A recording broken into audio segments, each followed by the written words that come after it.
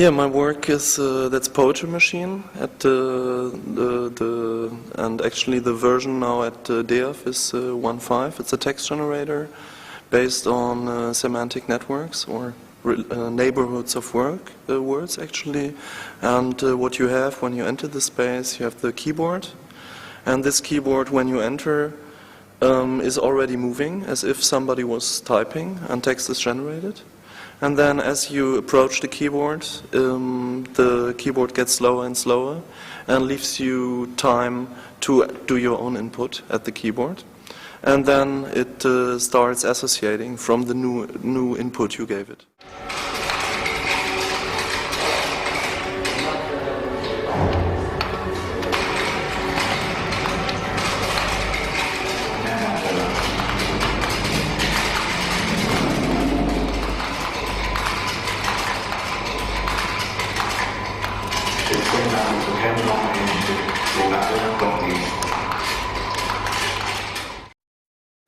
My interest actually was to write a text generator that would produce something that is not known to me. Because usually, if you write a computer system, even if it has a lot of variation, you have to program the variation.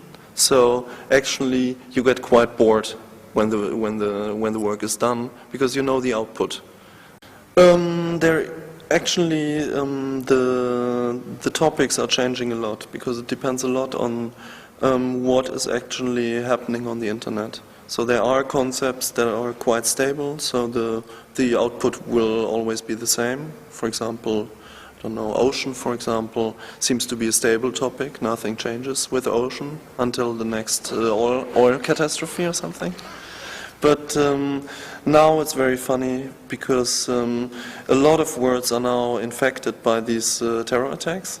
So even if you enter a previously totally neutral word like September, the system comes up with Muslim and attack and Bin Laden and the whole story.